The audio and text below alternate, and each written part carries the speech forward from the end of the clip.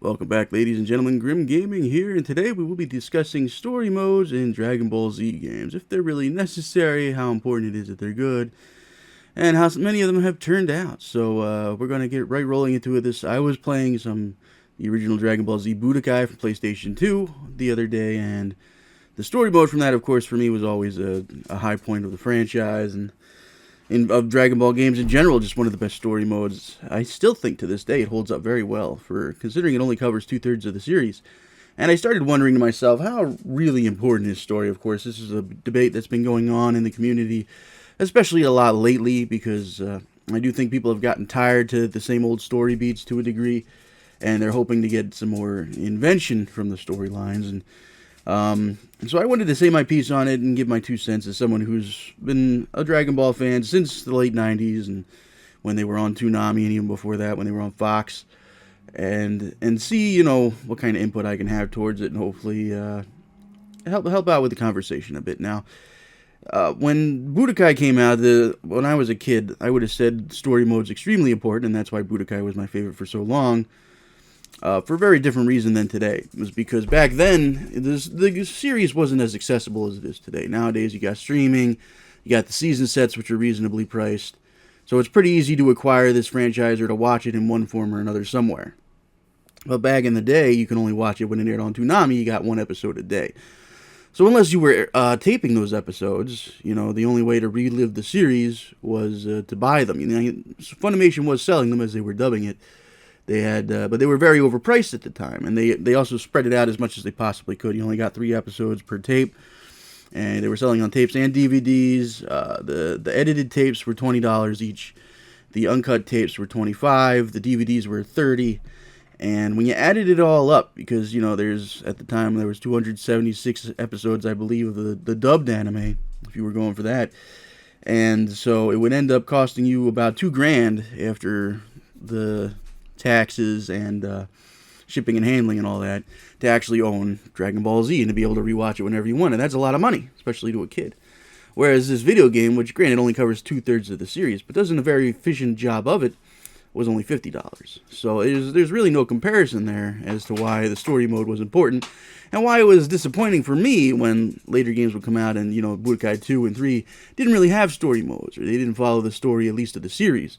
So it left me to kind of recreating the story in those games, just with versus mode, which wasn't as much fun. Although you could still do it, of course, because of the cinematic moves and general presentation. But still, story modes were really important to me as a kid for that reason. Now, as an adult, of course, again, accessibility is a lot easier now. And also, I own multiple versions of the show at this point as a collector over the years. So recreating the story is not nearly as important as it used to be. But I do still think that it's a good function for Dragon Ball Z games in general, or I should say Dragon Ball franchise as a whole.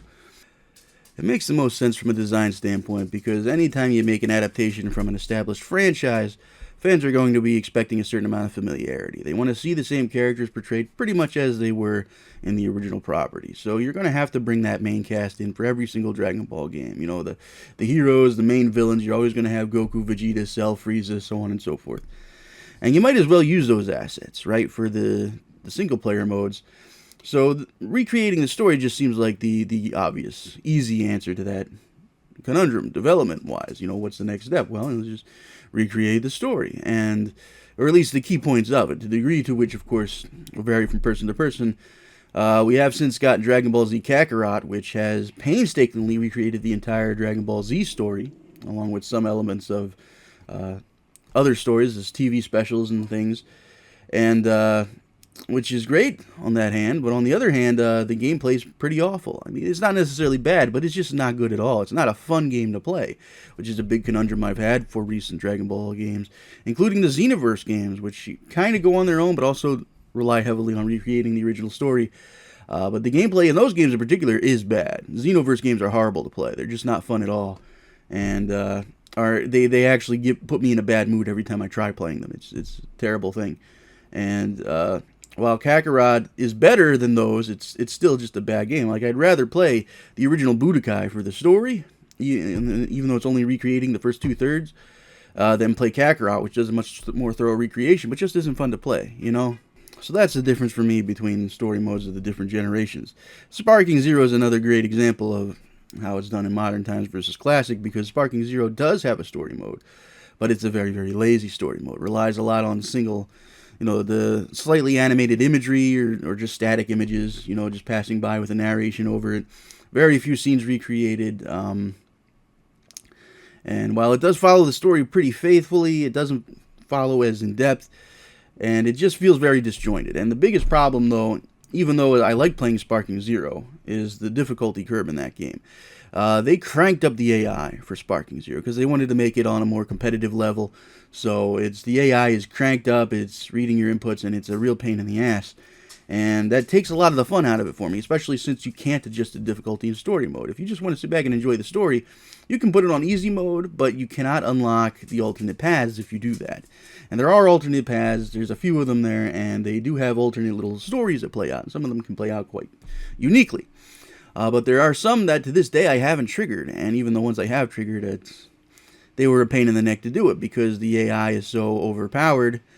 And the gameplay just isn't fun. It pretty much just boils down to, when you're playing it on normal, to just spamming ultimate attacks, right? Just spamming sparking, which for me just isn't fun to play. It would be nice if I could adjust the difficulty myself to a level I was comfortable with, but that disables the ability to unlock the special stages. So, like I said, it's a give and take, and it leaves me kind of in the air. In a lot of ways, I still prefer Budokai to even Sparking Zero for that reason.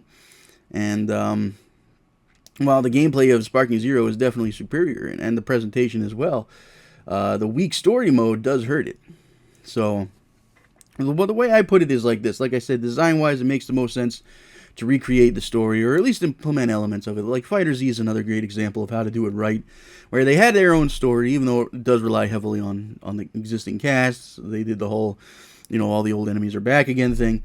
But, it did have its own story, and it allowed us to recreate a few key moments through the dramatic cutscenes in the versus, like just playing the game in versus mode. You got dramatic openings and dramatic finishes that recreate key moments, and there's only a handful of them there, really. I think if you string them all together, you get maybe 20 minutes, which is a pretty good chunk of footage, actually, after all the DLC is accounted for. But even that by itself is pretty fun, like just little tidbits here and there. They don't need to go as in-depth as even Budokai did, but just being able to recreate at least some of the more memorable moments and still get to enjoy hopefully good gameplay like Fighter Z did have.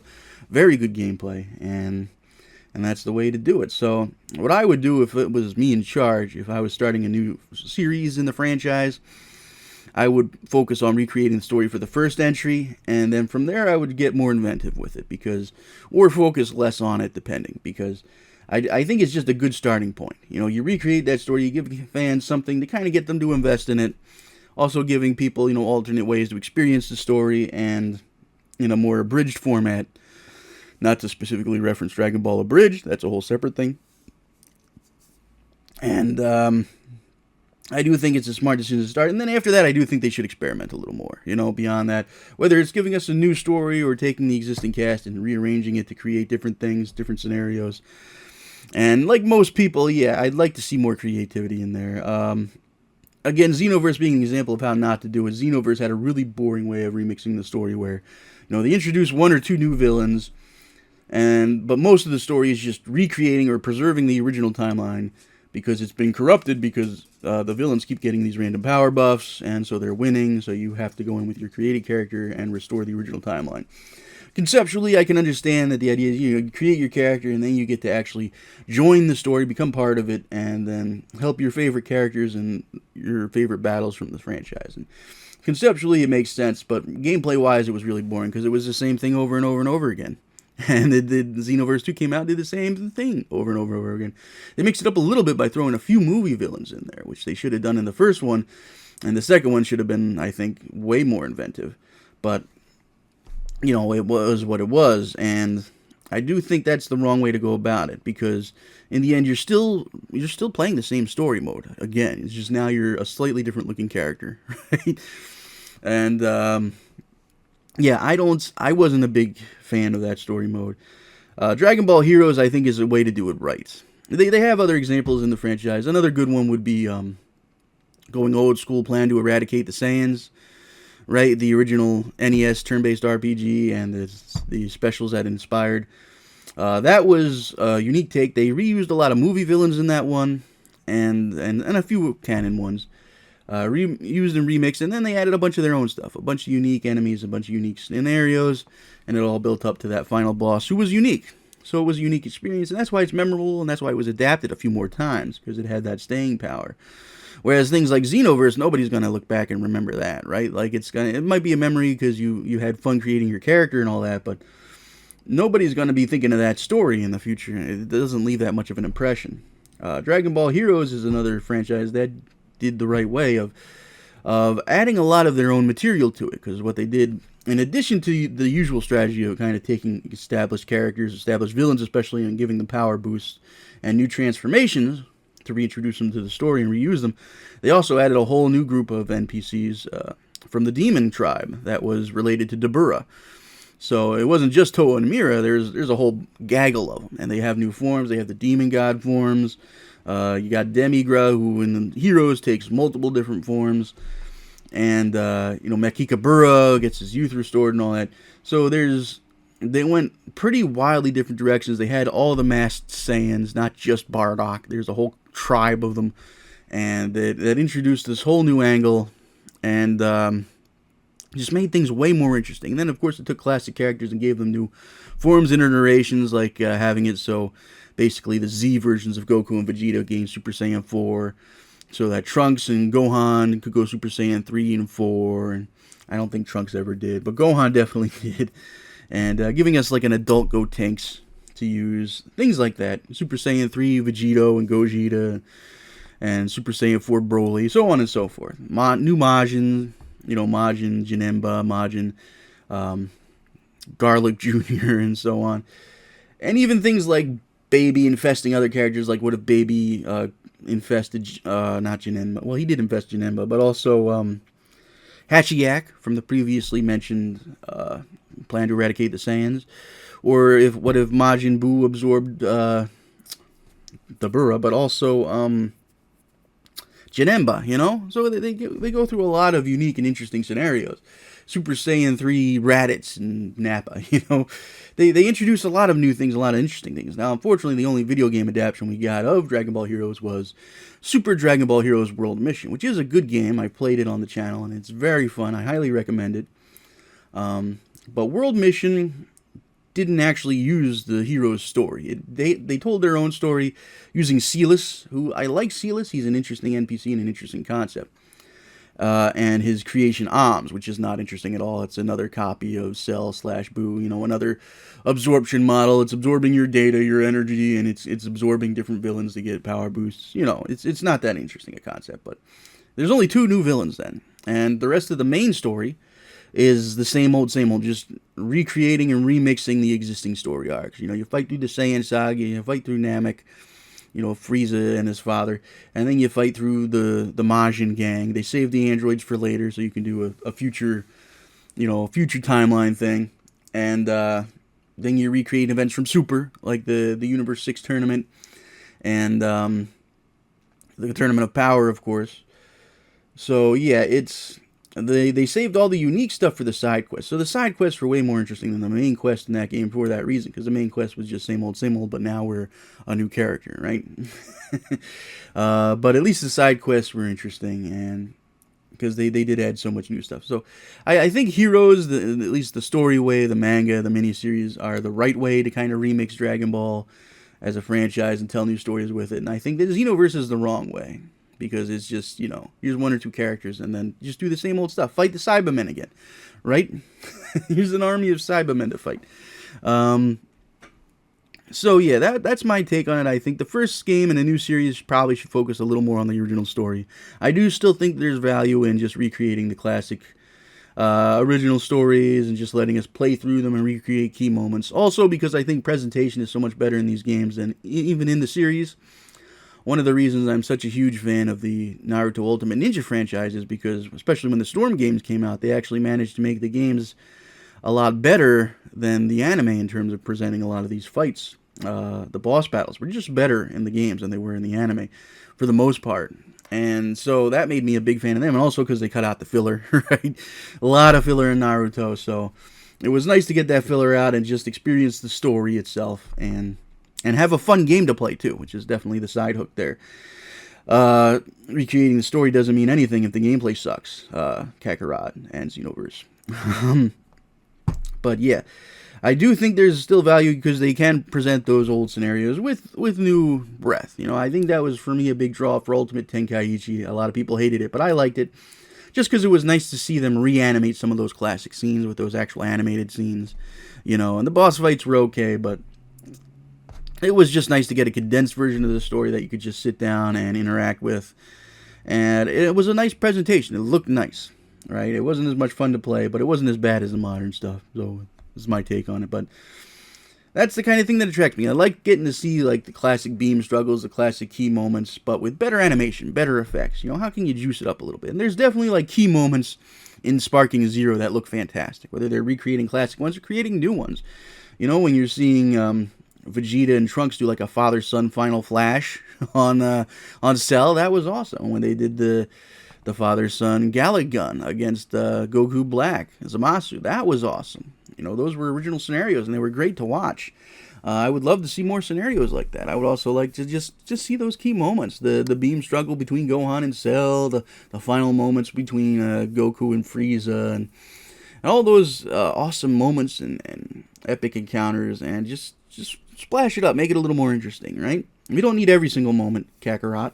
I don't need to take the driving test as Goku and Piccolo. I don't need, you know, to have to go through the Home for Infinite Losers arc, for instance, or anything like that. But it's just nice being able to recreate those moments, and then, you know, yeah, go ahead and experiment after that, especially more so. And it's nice to have a package too, well, with like Sparking Zero, that covers so much more. You know, Budokai Tenkaichi 3 had that advantage where it wasn't just Dragon Ball Z.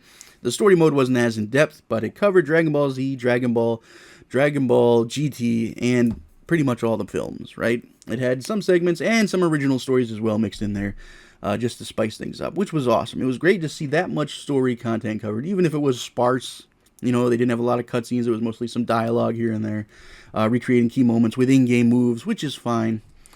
And Sparking Zero has that as well, because it's our first game that lets us recreate pretty much the full story of Dragon Ball Z and Dragon Ball Super, you know.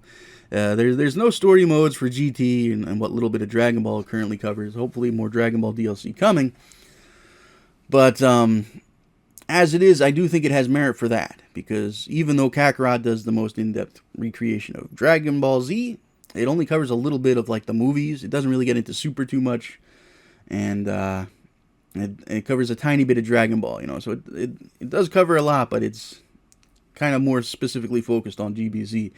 Whereas Sparking Zero has that Dragon Ball Super, man.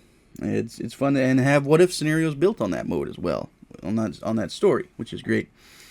So anyways, yeah, that's my take on it. I do think recreating the story is still kind of important just because it's easy, conventional, and still just fun to do as a fan, right? It's still fun to revisit those moments and see what kind of new tweaks and new presentations we can get on it. And it's just easy for the developers as a starting point. I do think as far as new stories go, yeah, I'd love to see new stories, especially good ones. Even if they're trying to just use the existing cast over and over again, just find new combinations to do with it and go from there. You know, there's all kinds of things. There's a huge cast of characters here. You can do a lot with that's never been done before. You know, you can bring in obscure characters like Tarble and King Vegeta and do whole new arcs about them, you know, and find new ways, different ways to implement them. And I'd also really like to see more of those unique characters from Dragon Ball Heroes start making debuts in other fighting games as well. It'd be great to be able to play as Majin Janemba or Baby Hachiyak or Hachiyak in general, for that matter, in any of these other games. So Golden Cooler and things like that. And of course the new villain Saiyan. They called him Evil Saiyan in World Mission. I can't remember his name now off the top of my head, but it's nice that we got the unique character from was it DBZ Legends, the mobile game, right? Shallot, I think his name is, or is his brother Shallot? One of them is Shallot. It's cool to have him, even though you only have his base form and not his other forms, but that's okay. yeah, there's a lot of potential for unique and interesting characters, and I'd love to see them. I want to see Toa and Mira in a sparking game, right? Uh, along with Demigra and some others. I'd like to see them all in there, but these are all things I'd like to see, and who knows what'll come in the future, and new projects coming around the corner. And anyways, that's my take on it. I do still think that the story mode's important in Dragon Ball Z, or any Dragon Ball game, I should say. At least for getting started. Until then, I hope you found this video informative. Let me know your opinions down below.